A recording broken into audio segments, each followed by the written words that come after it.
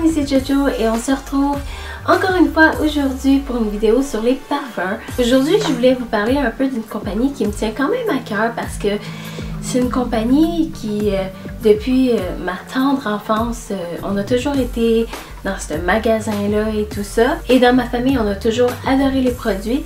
Et je vous parle au fond de Dans un jardin. Ma revue aujourd'hui va être sur l'un de leurs parfums. Ça faisait quelque temps que le parfum traînait sur mon bureau et j'avais vraiment envie de le tester. Donc c'est ça que je vais faire aujourd'hui devant vous. Dans un jardin, c'est une compagnie qui est québécoise. Qui fait des produits sans parabènes, qui est non testé sur les animaux et c'est fait d'ingrédients naturels. Donc on aime ça. Et ils font beaucoup de produits. C'est pas juste des produits pour les femmes, c'est fait pour les hommes, c'est fait pour les enfants aussi. Il y a aussi une gamme qui est faite exprès pour les femmes enceintes, donc c'est ce que j'apprécie beaucoup. Cette compagnie-là fait pas juste des parfums, il fait des produits de soins de beauté, un peu comme des crèmes pour le corps, ils font des soins pour le bain, produits un peu comme la mousse pour le bain, des perles, du sel pour les bains. Je vais aussi mettre en barre d'infos le lien du site internet de Dans un jardin pour ceux qui seraient quand même curieux à voir un peu quel genre de produits ils font. C'est des produits qui sont hyper doux pour la peau, qui sont super naturels, donc si jamais vous passez à côté d'un magasin Dans un jardin, pour moi, selon moi, à mon avis, allez faire un tour parce que ça vaut vraiment la peine. On revient au sujet principal et je me suis acheté il y a quand même un bout de ça le parfum Poire Divine. Donc l'emballage ressemble à ça, c'est vraiment une boîte noire super simple avec les écritures en avant, c'est super épuré, c'est super joli, avec un petit la petite tour Eiffel à côté et ici toutes les notes de tête de fond de cœur. En fait, la description en arrière.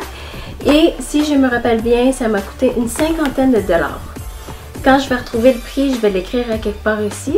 Je vais vous lire la description qui est écrite à l'arrière. La divine poire danse avec la pêche de vigne et le musc blanc sur fond de verdure pétillante.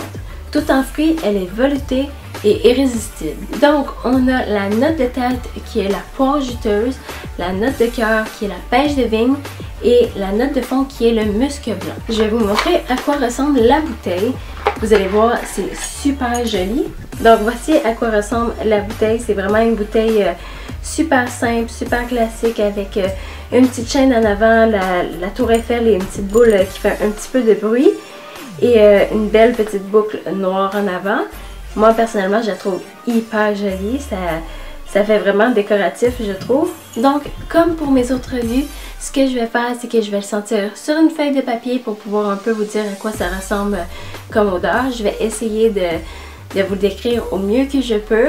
Ensuite de ça, je vais y aller sur ma peau et au fur et à mesure comment qu'il change sur ma peau. C'est super simple comme odeur, mais c'est tellement nostalgique pour moi. C'est tellement une odeur qui rappelle mon enfance peut-être de 10 ans et moins. Ma mère avait souvent l'habitude de porter des crèmes qui étaient à la poire Dans un jardin, donc c'est vraiment quelque chose qui est important pour moi, qui est quand même, c'est une odeur très nostalgique, très importante pour moi. C'est un peu bizarre à expliquer, mais j'échangerais cette odeur-là pour rien au monde, même si techniquement ça sent vraiment la poire. Je parle que techniquement ça fait que sentir la poire, donc on va commencer avec la feuille. Et j'espère que ça sent aussi bon que dans mon souvenir. Pour vrai, là, j'espère.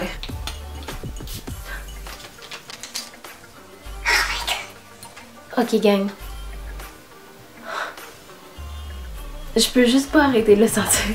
Tous ceux qui adorent la poire, juste l'odeur de la poire, allez vous acheter ça. Ça sent tellement trop bon. C'est une poire fraîchement coupée, juteuse et tout. C'est juste mon odeur préférée. Je l'adore, c'est... Oh mon dieu. Ok, mais je vais juste pas arrêter de le porter. Pour ceux qui n'ont pas de souvenir de ça, je vous dis, ça sent que la poire. Ça sent la poire méga juteuse. On va y aller sur ma peau, voir un peu si ça ne change pas. J'espère, parce que je serais vraiment triste. Mais on va essayer.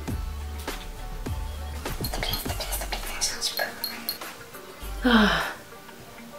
Non, ça change pas. Mais Il y a comme une odeur de plus que je pourrais pas expliquer. Je pense que c'est le musc qui fait ça.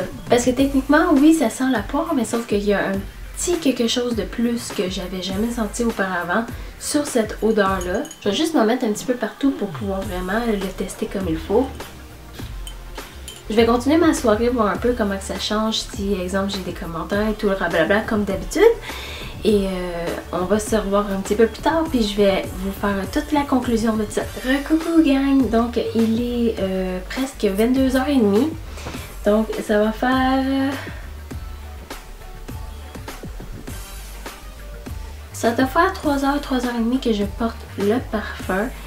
Et pour vrai, je dois dire que j'ai vraiment apprécié le porter. Premièrement, c'est que en fait, ce que j'ai aimé du parfum, c'est que ça projetait pas tant que ça, mais quand on passait à côté d'une personne, la personne le sentait. Ça faisait un peu comme une fine brune. La personne recevait un peu un coup de vent du parfum en fait. Moi, je vais vous dire au niveau de la transformation du parfum, j'ai trouvé que sur le coup, quand que je l'ai mis, ça sentait excessivement bon la poire. Et ensuite, ça s'est mis peut-être 5-10 minutes après. Comme je disais au début, ça sentait autre chose. Ça sentait, oui, la poire, mais c'était pas aussi intense qu'au début ou comme en crème, comme je suis habituée à avoir. Il va falloir que je me coupe mon ongle, je suis plus capable, je fais juste jouer avec.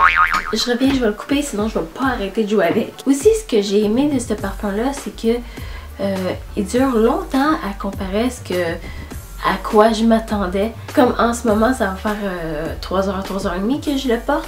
Et ça sent, je fais juste ça de même, mais ça sent encore beaucoup. Au niveau de l'odeur, qu'est-ce qui est arrivé, c'est qu'en fait, les 5-10 premières minutes étaient... ça sentait vraiment excessivement la poire. Et ensuite de ça, il y a eu comme une autre note qui s'est rajoutée à la poire. C'était pas fruité. Il y avait une odeur, mais c'était pas fruité. Donc je me dis que ça doit être le musc blanc qui a fait ça. Mais c'est resté comme ça en fait.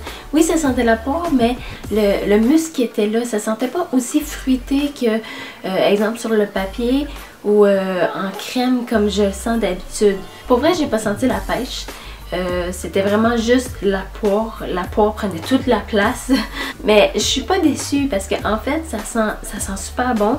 Et c'est quand même mon odeur préférée de Dans un jardin et ça le reste même si ça sent le musc en même temps. Donc c'est déjà tout pour ma vidéo, j'espère que vous avez apprécié.